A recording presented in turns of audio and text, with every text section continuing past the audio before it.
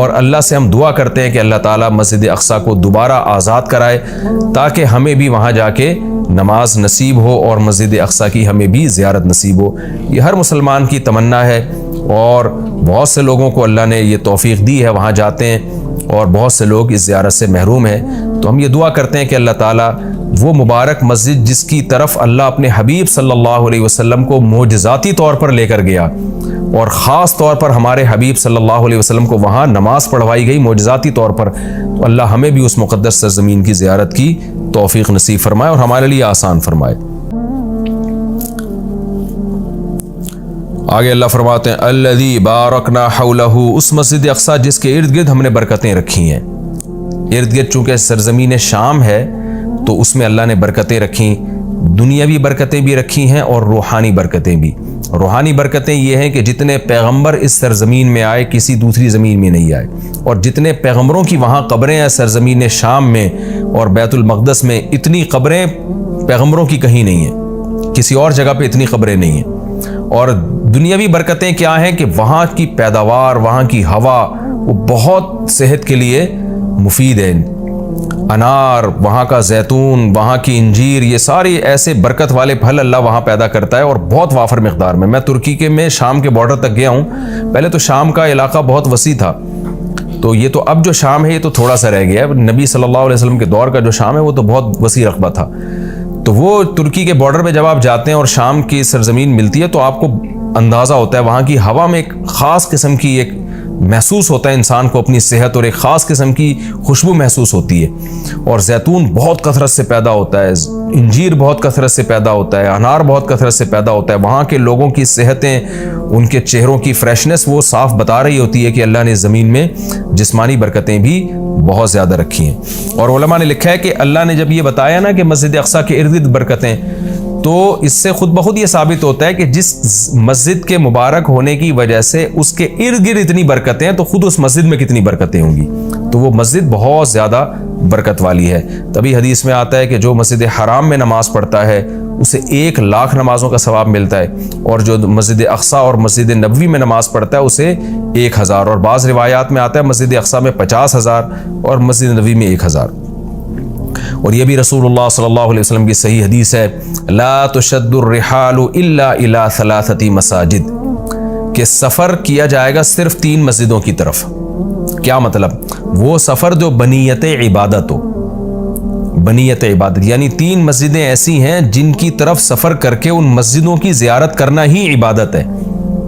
ویسے تو کوئی بھی مسجد ہو آپ ویسے دیکھنے کے لیے چلے جائیں، اس کو سفر کر کے بھی انسان جا سکتا ہے ویسے ہی دیکھنے کے لیے بھئی مسجد کیسی بنی ہے، خوبصورت ہے یا نہیں، لیکن علی وجہ تقرب یعنی وہ سفر جو بطور عبادت کے ہوگا، ان میں صرف 3 مسجدیں ایسی ہیں جن کی طرف زیارت کے لیے سے جانا ہی بذات خود شریعت میں مقصود ہے اور ایک عبادت ہے، اور ان میں جا کے نماز پڑھنے کی اضافی بہت زیادہ فضیلت ہے۔ تو وہ 3 مسجدیں ہیں، آپ نے فرمایا ایک مسجد حرام، ایک مسجد اقصیٰ اور ایک مسجد نبوی۔ تبھی مسلمان جب تک مسجد اقصیٰ آزاد نہیں تھی تو مسلمان مسجد اقصیٰ بھی سفر کر کے جایا کرتے تھے، مسجد حرام بھی، اور مسجد نبوی تک تو الحمدللہ اب بھی جاتے ہیں۔ اور اللہ سے ہم دعا کرتے ہیں کہ اللہ تعالیٰ مسجد اقصیٰ کو دوبارہ آزاد کرائے تاکہ ہمیں بھی وہاں جا کے نماز نصیب ہو اور مسجد اقصیٰ کی ہمیں بھی زیارت نصیب ہو۔ یہ ہر مسلمان کی تمنا ہے اور بہت سے لوگوں کو اللہ نے یہ توفیق دی ہے، وہاں جاتے ہیں اور بہت سے لوگ اس زیارت سے محروم ہیں۔ تو ہم یہ دعا کرتے ہیں کہ اللہ تعالیٰ وہ مبارک مسجد جس کی طرف اللہ اپنے حبیب صلی اللہ علیہ وسلم کو معجزاتی طور پر لے کر گیا اور خاص طور پر ہمارے حبیب صلی اللہ علیہ وسلم کو وہاں نماز پڑھوائی گئی معجزاتی طور پر، تو اللہ ہمیں بھی اس مقدس سرزمین کی زیارت کی توفیق نصیب فرمائے اور ہمارے لیے آسان فرمائے۔ آگے اللہ فرماتے ہیں لِنُرِيَهُ مِنْ آیَاتِنَا، ہم نے یہ سفر اس لیے کرایا تاکہ ہم محمد صلی اللہ علیہ وسلم کو اپنی نشانیوں میں سے کچھ نشانیاں دکھائیں۔ وہ نشانیاں یہی ہیں کہ جو معراج کی رات آپ کو دکھائی گئیں، پیغمبروں کی زیارت کروائی گئی، جنت جہنم دکھائی گئی، تو یہ ساری بڑی بڑی نشانیاں تھیں۔ خود معراج خود ایک بڑی نشانی ہے۔ إِنَّهُ هُوَ السَّمِيعُ الْبَصِيرُ، اللہ تعالیٰ خوب سننے والا اور دیکھنے والا ہے۔ یعنی انسان تو محتاج ہے کہ جب تک اسے سنایا نہ جائے وہ سن نہیں سکتا، دکھایا نہ جائے وہ دیکھ نہیں سکتا۔ تو پیغمبر صلی اللہ علیہ وسلم بھی خود سے نشانیاں نہیں دیکھ سکتے، اللہ نے دکھائی، اللہ نے سنائی، لیکن اللہ وہ ذات ہے جو سمیع بھی ہے اور بصیر بھی، اسے وہ ہر وقت ہر چیز کو دیکھ بھی رہا ہے اور ہر وقت ہر چیز کو سن بھی رہا ہے۔ آگے اللہ تعالیٰ ارشاد فرماتے ہیں وَآتَيْنَا مُوسَى الْكِتَابَ، یہ پیغمبروں کا سلسلہ نیا نہیں ہے، پرانا ہے۔ ہم نے محمد صلی اللہ علیہ وسلم کو جیسے کتاب دی ہے اور محمد صلی اللہ علیہ وسلم کو نشانیاں دکھا رہے ہیں، تو آپ سے پہلے موسیٰ علیہ السلام کو بھی ہم کتاب دے چکے ہیں۔ اور بیت المقدس کا تذکرہ ہے نا، تو یہودی بیت المقدس پہ ہمیشہ سے دعویٰ کرتے رہے کہ بیت المقدس تو ہمارا ہے اور اس میں تو ہمارے پیغمبر مدفون ہیں، تو اس کا بھی اللہ جواب دے رہے ہیں کہ ہم نے اہل یہودیوں کو کتاب دی تھی، مگر انہوں نے کتاب کا حشر کیا۔ تو آگے پورے رکوع میں اسی کی تفصیل ہے کہ کس طرح انہوں نے خدا کی نافرمانی کی ہے، جس کے نتیجے میں اللہ نے ان سے یہ خلافت چھینی ہے اور بیت المقدس ان سے چھینا گیا ہے، تو اسی کا تذکرہ ہے۔ وَآتَيْنَا مُوسَى الْكِتَابَ، ہم نے موسیٰ کو کتاب دی، وَجَعَلْنَاهُ هُدًى، اور ہم نے ہدایت بنایا تھا اس کتاب کو، لِبَنِي اسرائیل، بنی اسرائیل کے لیے، اللہ تتخذوا من دونی وکیلا، اور ان سے کہا تھا میرے سوا کسی کو کارساز نہ بنانا، اللہ ہی سے دوستی لگانا، اللہ ہی کو اپنا وکیل یعنی کارساز سمجھنا کہ اللہ ہی تمہارے کام بنائے گا بگاڑے گا، لہذا اللہ ہی سے بنا کے رکھنا ہے۔ وکیل کہتے ہیں جو آپ کے کام بنانے والا ہوتا ہے۔ تو جب اللہ پہ اعتماد اور توکل کرو گے، اللہ ہی کو کارساز سمجھو گے، تو اس پہ ظاہر ہے اس کی اطاعت بھی کرو گے نا، مگر یہودیوں نے ایسا نہیں کیا۔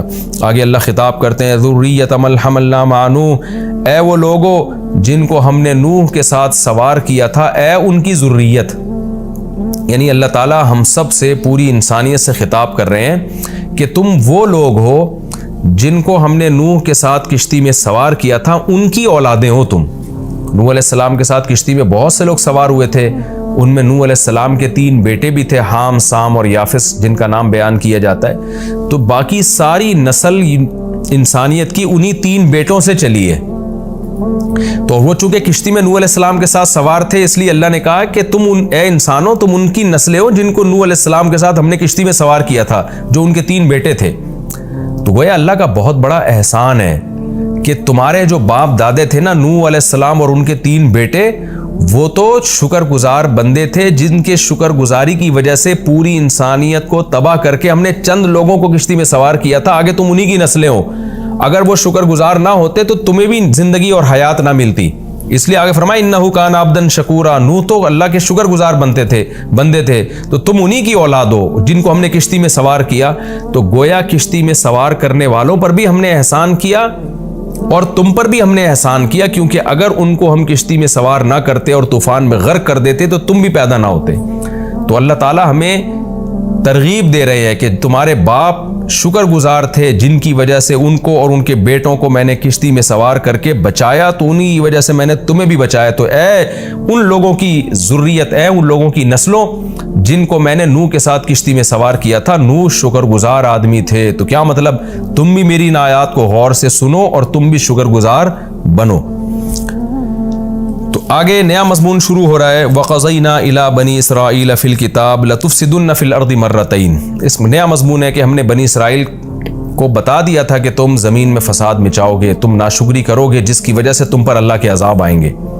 تو بنی اسرائیل نے ان باتوں پر عمل نہیں کیا جس کی وجہ سے ان پر قوم مسلط ہو کر ان کو عذاب چکاتی رہی ہیں۔